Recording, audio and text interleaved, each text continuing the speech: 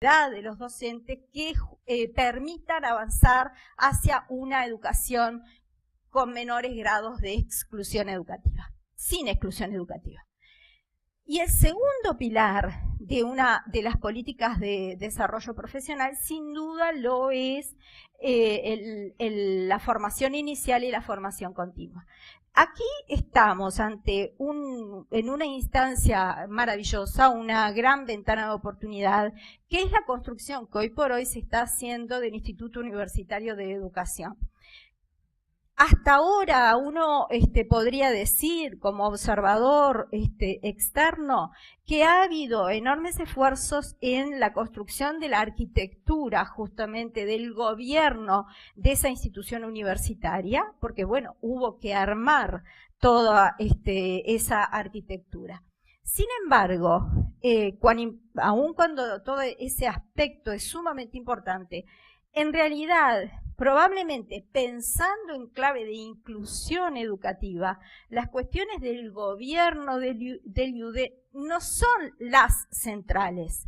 Probablemente tenemos que pensar cuál es la cultura docente que en las instituciones de formación docente se está gestando.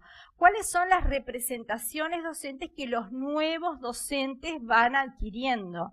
¿Cuán inclusores, en definitiva, son los nuevos egresados de formación docente? Entonces, en términos de representaciones docentes, en términos de cultura docente, en términos de competencias docentes, en términos de preparación para el ejercicio de nuevos roles docentes. Marcelo Martínez recién hablaba de la diversidad de programas de inclusión educativa que el país está desplegando desde el 2005 en adelante. Y esos programas, el PAC, el PIU, FPB, lo que muestran justamente es la necesidad de tener nuevos roles docentes. Ahora no es el docente solamente que enseña en un aula, es el tutor, es el que acompaña semipresencialmente, es el que trabaja con nuevas tecnologías, es el que hace un acompañamiento afectivo mucho mayor, más cercano, en una educación mucho más personalizada. Bueno, todo esto suponen desafíos de formación docente que trascienden ampliamente las cuestiones del gobierno del Instituto del IUDE. Decíamos que cuando hablamos de profesionalización docente, hablamos de la gran cuestión de la formación docente y también hablamos de las condiciones de trabajo.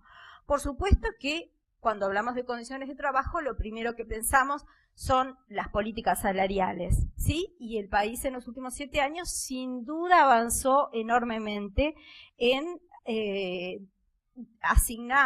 tener para sus docentes salarios dignos. No quiere decir que el terreno o la misión esté cumplida en este ámbito, pero se ha progresado enormemente. Ahora, además de las políticas salariales, pensar en clave de inclusión educativa las políticas de profesionalización docente que tienen que ver con las condiciones de trabajo, a mi modo de ver, hacen ineludible repensar la inserción de los docentes en los establecimientos. Esto es, podríamos hablar de políticas de inserción docente. La inclusión educativa no es compatible con docentes que rotan constantemente en los centros educativos. Sabemos que más de un tercio de los docentes todos los años cambian los centros educativos. ¿Cómo constituir equipos docentes con esa altísima rotación? Tampoco es compatible avanzar en términos de inclusión educativa con los guarismos de ausentismo docente que sabemos existen en nuestras instituciones, particularmente en la educación media, poco medibles a pesar de los esfuerzos de Martín Pasturino, que allá nos escucha, pero siempre son cifras un tanto oscuras las de las ausencias docentes, pero sabemos que se producen. Y tampoco la inclusión docente es compatible, la inclusión educativa se va a conseguir con el patrón netamente regresivo de distribución de los docentes que tenemos, por el cual los docentes más cansados, los docentes más jóvenes reciben las escuelas más difíciles, los liceos más complicados, los docentes con mayor experiencia van a los centros educativos, entre comillas, más fáciles. Entonces, la idea que quería compartir con ustedes es que pensar la profesionalización docente tiene enormes márgenes para crecer en el caso uruguayo. Ahora, cada una de las medidas que se tomen en este sentido, desde mi punto de vista, debieran ser tomadas también pensando en el principal problema educativo que tiene el país, que es la exclusión. Muchas gracias. Muy bien.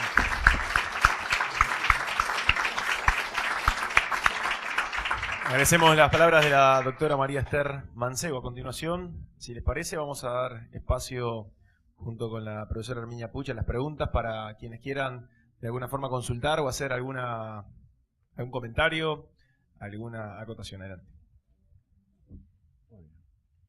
Buenas tardes. La idea, después de escuchar a todo este panel, es que las intervenciones puedan ser orales, con un máximo de 3 minutos, o también anotadas en los formularios que creo que han recibido cada uno cuando entraron, ¿verdad? También la idea es que puedan ser preguntas dirigidas a un determinado panelista, o también alguna observación, algún pensamiento, algo que se quiera decir y que se pueda decir, digamos, a viva voz, o simplemente ponerlo por escrito y lo leeremos aquí en el panel. Así que esperamos la intervención. Allá tenemos a alguien que se levanta. Con el micrófono, por favor. Quiero preguntarle al señor de la esquina y al otro señor.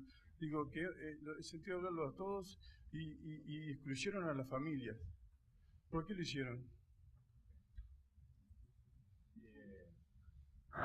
Las familias, digo, los niños no salen de los árboles. ¿De dónde salen? No entendí la pregunta. No importa. ¿Vos entendiste la pregunta? Yo no entendí. Yo no entendí la pregunta. No, ni hablar. No, es pertinente.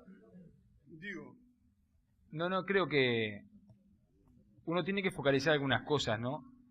Indudablemente que el formar al nuevo es un proyecto de todos. Y la familia ocupa un lugar central. A tal punto que los maestros siempre decimos que lo que uno hace simplemente es acompañar lo que pasa de la puerta de casa para adentro. Cuando un niño llega a la escuela, lejos de venir con la mochila vacía, viene cargada de cosas. Y trabajar con la familia es central. Quizá uno, por poner determinado énfasis, sobre todo en los saberes, no hice hincapié en la familia.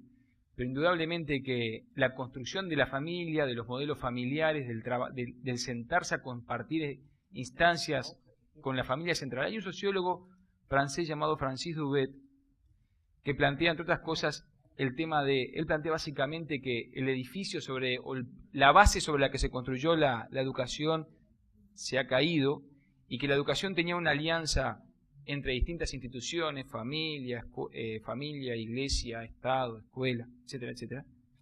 Eso ha cambiado, y que es necesario construir nuevas alianzas con la familia. En ese sentido, no solo no es olvidable, sino que es central. Eso es lo que tengo que decir. En la ley de educación está reglado la participación de la familia a través de los consejos de participación. Y eso no fue seguramente por casualidad. O sea, hay una intencionalidad justamente de que el vínculo familiar esté presente en la conducción inclusive o en el contralor o en la colaboración de la institución educativa, ¿no? Una cosita más. Pero también creo que una discusión que nos debemos sanamente es ubicar a la institución educativa no como el patio trasero de la casa, como decía un pedagogo chileno, me parece, García Huidobro, hace poco en Piriápolis. La escuela no es la continuación de la familia. Entre otras cosas, ofrece una ruptura porque es el espacio donde el muchacho se encuentra con la polis, más allá de la familia. Es discutible y bueno, arriba. Bien, y el señor dijo de secundaria, que el asunto era Bueno, de que había mucha no. deserción en secundaria. No, a los dos le quería preguntar. Sí. Bien, le explico. El asunto es este. Digo, le dieron las computadoras a los niños, ¿no? Y a nosotros no nos dieron nada. No sé si me entiende. Pusieron, para mí ver, pusieron el voy a traer la carreta. En ese tipo de cosas las opciones mecánicas no funcionan. Bueno, O sea, la digo, tecnología- no necesariamente tenía que haber habido antes una formación del docente en computación para luego repartir la computadora, etcétera. Yo creo que desde el Plan Ceibal se hicieron esfuerzos, quizá en secundaria no lo suficientes, pero se hicieron esfuerzos y se hicieron cursos para los docentes que tomaban grupos con alumnos a los que se les entregaban las computadoras para que pudieran operar con ellas. Digo quizá no lo suficiente porque también es cierto que a los adultos nos cuesta un poco más agarrar la dinámica, pero por otro lado también el ejemplo que ponía Juan Pedro, aprendemos con los muchachos o con los niños Sí. muchísimo. Bien. Gracias. Bueno, aquí tenemos otro participante. Ya viene el micrófono. Les pediría que no dialoguen después, ¿verdad? Me limito a una pregunta nada más. La educación preuniversitaria tiene muy mala prensa. Y yo quisiera saber cuántos de los acá no pasamos por la universidad de la educación terciaria y por qué no deseamos eso para todos. Lo que quiero decir es que cuando uno ve Finlandia, Noruega, Corea, 60-70% de la gente tiene educación, los jóvenes, educación terciaria universitaria. Si pensamos a 20 años, ¿dónde van a estar ellos? Seguramente van a la universalización. Que estemos muy mal en la cobertura ya del nivel básico de la educación media, no quita de que no podamos tener mayores ambiciones en términos del sueño hacia dónde debemos converger. Que quizás la educación academicista preuniversitaria de los 60 no es el modelo a repetir, y quizás es otra cosa, ¿sí? Pero yo creo que nuestro modelo debería no ir simplemente decir en 20 años que todos terminen la educación media superior, sino que converjamos hacia los países donde los índices de desarrollo humano son más altos, porque ese es el país de primero desarrollado. Implica entonces que también debemos incluir la educación terciaria o universitaria fuertemente en la educación, porque la educación media me parece ya es poco, aún la media superior como fin. Muchas gracias desde ya. Solo una acotación. En materia terciaria no es la única opción la universitaria, y en materia de terminar el bachillerato no es la única opción el bachillerato generalista. Eso es lo que estamos planteando, que haya muchas opciones de terminar bachilleratos, incluso los tecnológicos, con fuerte peso. Los países que funcionan, como vos planteabas, tienen incidencia de los bachilleratos de tipo técnico-tecnológico. Bueno, creo que tenías una pregunta. Tenía una pregunta por aquí referida al tema de edificios. Creo que Danilo se refirió al tema de edificios preguntando, bueno, ¿se puede educar sin edificios, etcétera? No, o bueno, con edificios en mal estado. No, la pregunta dice acá que se puede educar en edificios en mal estado. También, y se hacen y son muy formativos. Y es uno de los esfuerzos que ha hecho secundaria y son muy formativos. A ver, lo que yo decía que se refirió Danilo es, se ha hecho un esfuerzo y se sigue trabajando en la mejora de edificios. No olvidemos que tenemos un organismo, la ANEP, que tiene miles de edificios. Tenemos una tradición muy uruguaya que es no mantenemos las cosas, que nos viene desde hace mucho tiempo, y entonces cuando uno quiere acordarse encuentra con edificios viejos que no estaban mantenidos desde hace muchos años, es muy difícil de poder sobrellevar. Pero que se tenga que mejorar sin duda, Pero volvemos otra vez a una cosa, el fenómeno educativo no son los ladrillos. Vamos a no entrar como nos pasó en otra época, que en lugar de discutir de educación discutimos de otras cosas. Discutimos de bandejas y no de educación. Vamos a no discutir de ladrillos en lugar de discutir de educación. Hay que mejorar edificios sin ningún lugar a duda. Hay que seguir trabajando en eso sin ningún lugar a duda. Hay que mejorar la gestión para que se mejoren los edificios sin ningún lugar a duda. Se ha hecho mucho también sin ningún lugar a duda. Pero el centro de la educación está en los procesos educativos, no en los ladrillos. Yo puedo llenar de ladrillos o de máquinas o de lo que fuere un lugar, y si no hay buen proceso educativo, no hay educación. La señora está pidiendo la palabra allí. Ya le alcanza el micrófono.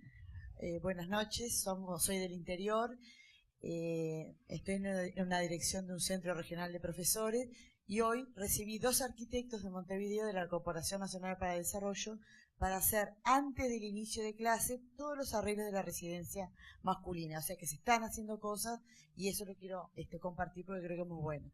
Con respecto a la profesionalización docente, creo que tienen que convivir en nuestro estatuto docente y no esperar más el pasaje de grado, no solamente por antigüedad, porque los propios docentes lo estamos pidiendo, sino también a través de la carrera profesional, la carrera docente.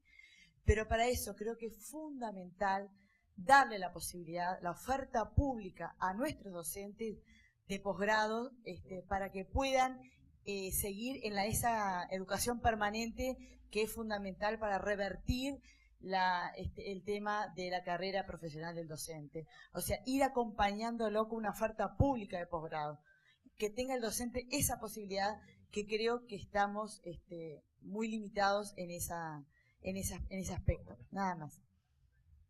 Gracias.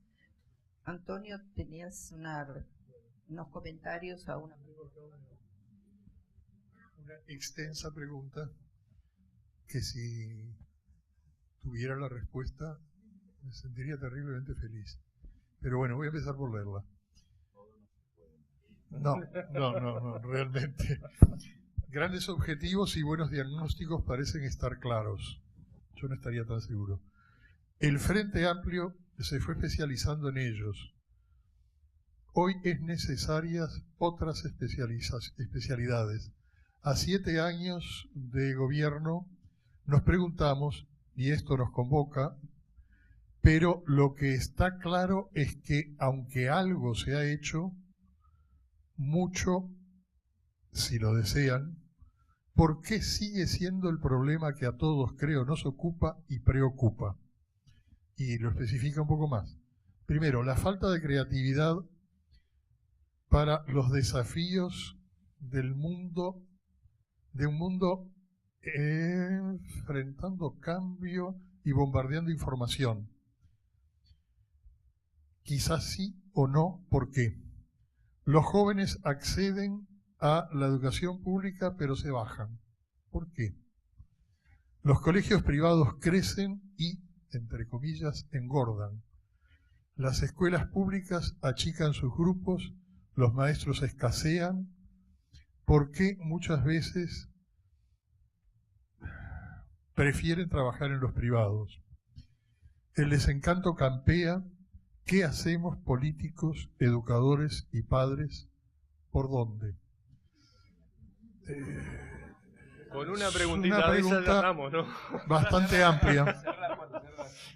Desde el ángulo en que yo había encarado la presentación inicialmente, tendría que decir, en primer lugar, que este problema de la educación es peculiarmente complejo, que no tiene una única solución a la vista, que nuestros diagnósticos todavía no son ni mucho menos perfectos, pero tampoco podemos esperar a tener diagnósticos perfectos.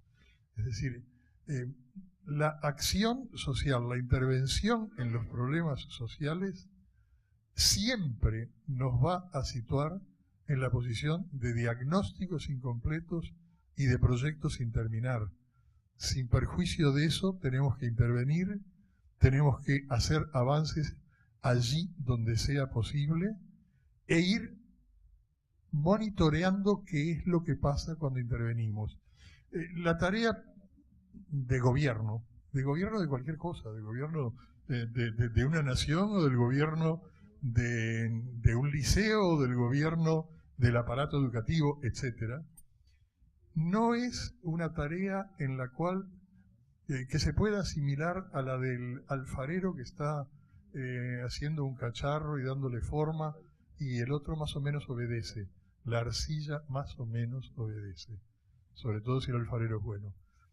Es fundamentalmente un trabajo de navegante. Deberíamos recordar que la palabra gobierno remite a una raíz griega, kybernos, que es el nombre del timonel.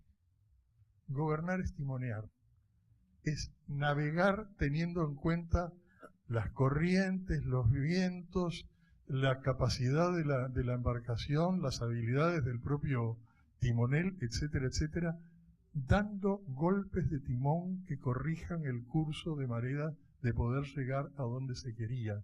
Nunca vamos a tener un mapa perfecto de las trayectorias que podemos querer recorrer. Se están haciendo cosas, hay muchas más para hacer y necesitamos convocar no solamente a los actores políticos, no solo a quienes gobiernan el sistema educativo en cualquiera de sus niveles, sino a la sociedad en su conjunto. Eso sí que es un problema también que nos atañe como docentes, como investigadores y como políticos. El de lograr esa convocatoria para que todos podamos participar en esta tarea de alguna manera. Pero para nada deberíamos imaginar que esto se puede hacer dentro de algún periodo de gobierno. Es una tarea mucho más larga. Yo diría que es una tarea que no va a estar nunca terminada. La educación como obra terminada es sencillamente imposible. No sé si alguno de los compañeros quiere...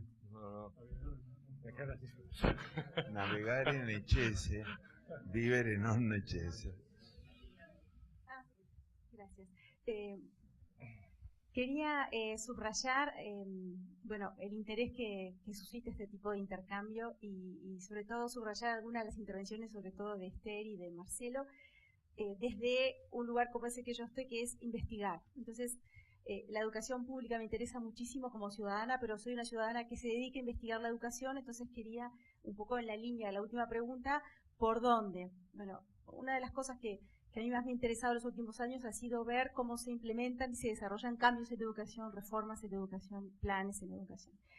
Y una de las cosas que más dificultades le provoca a los actores son las condiciones de trabajo, como decía Esther. Es decir, por mejor plan curricular que se tenga, por mejor idea, teoría, lo que simplemente pasa luego en el centro, la gente implementa los cambios en condiciones reales y concretas. Entonces, si bien se han hecho muchas cosas en los últimos años, yo creo que hay una falta y hay un vacío muy grande en mejorar y conocer las condiciones reales en las que trabajan los docentes uruguayos hoy.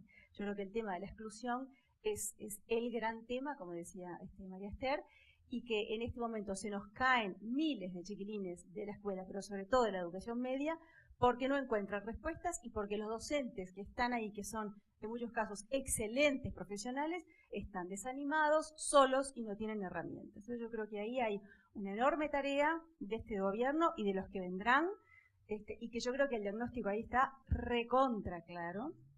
Posiblemente no tengamos muy claras las respuestas de para dónde, qué políticas tomar, pero creo que hay una oportunidad de oro en este momento en cuanto a recursos que tiene el país, en cuanto a diagnóstico, de hacia dónde tenemos que tomar ese tema realmente como crucial. Y ahí también retomo algo que se dijo al comienzo, un poco como reclamo. Bueno, no se mencionó la familia. Yo creo que hay claridad en cuanto a que la familia, la comunidad, son parte de la solución. Como son parte del problema, también son parte de la solución. Y trabajar con foco en el centro educativo, en las condiciones de trabajo de los docentes, tiene mucho que ver con trabajar con las familias. Y muchos de los programas que están haciendo cosas muy buenas en este momento por la inclusión tienen en la familia un factor central. Nada más. Muchas gracias. Quisiera agradecerle a Adriana Aristimuño la intervención y ya de paso comprometerla para alguna jornada posterior. Es así. Exactamente. Vamos a seguir con jornadas de este tipo, quizá alguna de corte más académico, etcétera, y estaría muy bueno. No sería Marcelo si no hace eso. ¿No? Ya estar invitando para la próxima. Bueno, buenas noches a todos y todas. Realmente el planteo en general es sumamente cuestionador y en esto que estamos todos tratando de encontrar una punta o varias puntas o varias salidas, plantearse que, bueno, la educación como derecho humano, la educación como política social, la educación como dialoga con las otras políticas sociales o con las otras ámbitos en los que aparece como necesario rodear al mundo de la educación formal, ¿no? Porque creo que hasta el momento hemos hablado de la educación formal. Y no me voy a detener en la educación no formal porque hay otro compañero que va a hablar de la educación no formal. Y sí quiero pensar más en lo que es rodear a la educación formal con políticas sociales que apoyen el hacer institucional.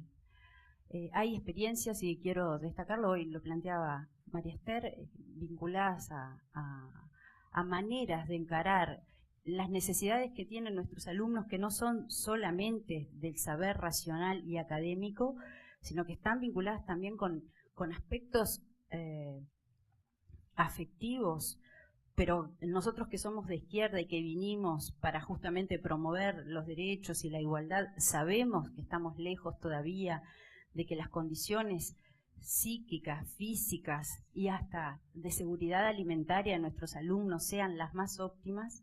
Tenemos que potenciar, me parece, muchas veces la integralidad de las políticas sociales rodeando al sistema educativo. ¿Y por qué digo rodeándolo? Porque si nosotros pensamos que la familia está en un estado, o los arreglos familiares se encuentran en una situación compleja, la educación también es la que recibe, digamos, a esos chicos que vienen de situaciones complejas. Y como docente me ha pasado muchas veces que los profesores plantean, no, eso es un problema que no me corresponde a mí. Y seguramente no tengamos las herramientas como para poder resolver esas problemáticas. O algunos se especializan, tratan de formarse más, tienen más o menos sensibilidad o interés por profundizar en aspectos que tienen que ver con más con lo social, pero necesariamente los muchachos, luego de la familia, el sistema educativo es el lugar donde permanecen más tiempo. Y por lo tanto tenemos que aprovechar esa instancia para potenciar esos otros, para rodear al sistema educativo y dar respuesta a estos otros aspectos de los chicos. Digo una situación concreta. Si un trabajador social en un liceo encuentra que 80 alumnos tienen dificultades alimenticias, nosotros como sistema educativo no podemos decir eso no me compete a mí. Y sobre todo en un gobierno de izquierda. Porque seguramente esos padres, si se hace relevamiento, reciban la tarjeta Uruguay Social y también reciban asignaciones familiares, pero seguramente haya otras complejidades que hacen que ese muchacho no esté en las mejores condiciones como para estar recibiendo la educación de calidad que necesita. Por lo tanto, me parece que el sistema tiene que dialogar con las otras políticas sociales para, además de lo que nos corresponde en cuanto a contenidos, también ser sensibles a esta otra realidad. Y eso me parece que también hace a la inclusión. Cuando hablamos de exclusión, bueno, son muchachos que permanecen determinado tiempo y hay muchas cosas que nosotros hacemos que de repente, que seguramente no sean las que correspondan, pero también me parece que en cuanto a contenidos, a contenidos pertinentes, pero también hay otros elementos que hacen que el muchacho se vaya porque no lo puede sostener, porque a nivel afectivo, socioeducativo y demás, no lo puede sostener. Así que me parece que ese también es otro de los temas que tendríamos que ponernos a potenciar y a reflexionar. Hay una pregunta sobre... Hay un par de preguntas que me llegaron acá. Voy a ser breve en la respuesta porque es mejor que escuchemos.